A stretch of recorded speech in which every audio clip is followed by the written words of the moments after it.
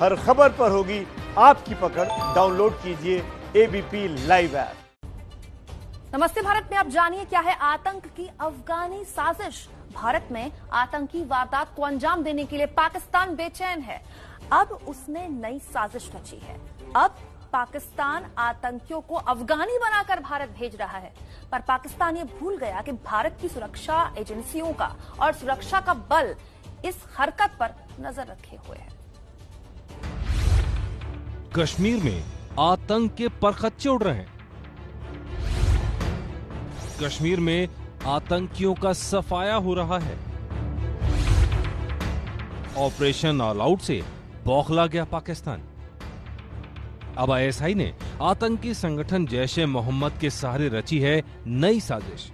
3 आतंकियों गुलजान, जुम्मा खान और शकील अहमद को दिल्ली में बड़ी हस्तियों को निशाना बनाने भेजा गया। इससे जुड़ा एक सबूत एबीपी न्यूज के पास मौजूद है, जिससे पता चलता है कि 3 आतंकी भारत में सियालकोट सेक्टर में घुसाए जा चुके हैं।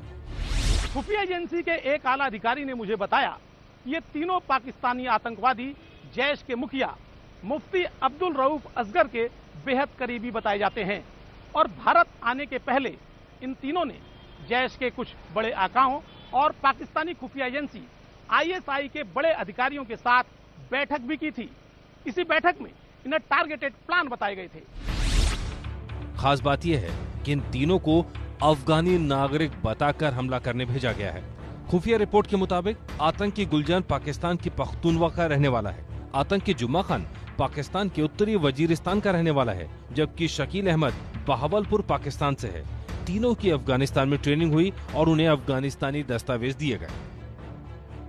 आईएसआई को अब पाकिस्तानियों पर ही भरोसा करना पड़ रहा है, क्योंकि ऑपरेशन ऑल आउट के तहत तेजी से आतंकियों का सफाया किया गया है और अब ज्यादा युवक कश्मीर में पाकिस्तान को नहीं मिल रहे। हंदवाड़ा एनकाउंटर में भी लश्कर का टॉप कमांडर मारा गया।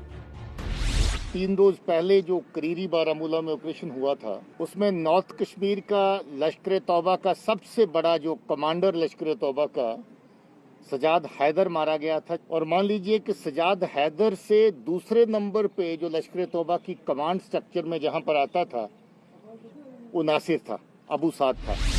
ये भी सामने आया कि अब आतंकियों को स्थानीय स्तर पर ग्रेनेड बनाने पड़ रहे हैं, क्योंकि कड़ी चौकसी के कारण हथियारों की सप्लाई भी बाधित हुई है।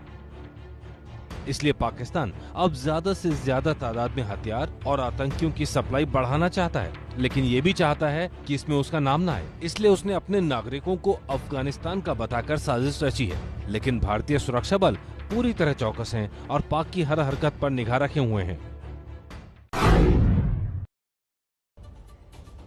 और अब पाकिस्तान का एटमी ठहाका। जी हाँ, ये बात हम इसलिए कह रहे हैं क्योंकि पाकिस्तान के रेल मंत्री पाकिस्तान में जोकर का रोल और किरदार निभा रहे हैं, अपनी कदकाठी की वजह से नहीं बल्कि अपने बयानों की वजह से। शेख रशीद ने फिर से परमाणु हमले करने की धमकी दी है, लेकिन उनका ये बयान ऐसा है कि गंभीरता से लेने की बजाय हंसा जा सकता है। अगर पाकिस्तान पर इंडिया ने हमला किया तो कन्वेंशन वॉर की कोई गुंजाइश नहीं है और ये खूनी और आखिरी जंग होगी और एटमी जंग होगी। ये है पाकिस्तान के रेल मंत्री, जिनके पास रेल चलाने का काम कम और पाकिस्तान की आवाम को हंसाने का काम ज्यादा है। हर 2-3 महीने में ये शेख साहब शेख चिल्ली जैसी बातें कर ही डालते हैं। हमारा हथियार बहुत कैलकुलेटेड, छोटा, परफेक्ट और निशाने पे और मुसलमानों की जानें बचाते हुए उन इलाकों को टारगेट करने वाला है। असम तक पाकिस्तान टारगेट कर सकता है। इस वक्त सुना आपने, ये बम गिरेगा तो मुसलमानों को बचाते हुए गिरेगा। शेख साहब बयान देने से पहले पाकिस्तान को चलाने वाले सेना प्रमुख जनरल बाजवा या अपने सहयोगी विदेश मंत्री शाह महमूद कुरैशी से बात तो कर ली होती। नौबत यहाँ तक आ गई है कि पाकिस्तानी सेना के प्रमुख जनरल बाजवा को सऊदी अरब से बेइज्जत होकर लौटना पड़ा।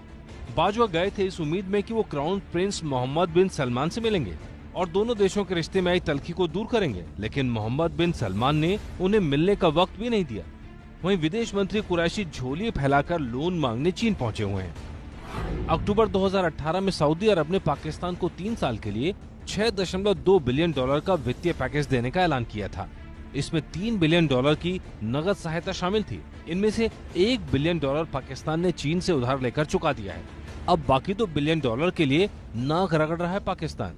पाकिस्तान पर कर्ज 37,500 अरब पाकिस्तानी रुपया हो चुका है, जो जीडीपी का 90% है। पाकिस्तान इस साल कर्ज चुकाने पर 2,800 अरब रुपए खर्च करेगा। टैक्स का 72% तो पाकिस्तान कर्ज चुकाने में ही खर्च कर देगा। ऐसे में चीन उसे अपने कर्ज के जाल में फंसा रहा है और अपनी फजीयत छिपाने के लिए शेख साहब ऐसे बयान दे रहे हैं। ये वही शेख रशीद हैं जिन्होंने पहले कहा था कि पाकिस्तान के पास 250 ग्राम के परमाणु बम हैं। और आखिरी जंग होगी और एटमी जंग होगी।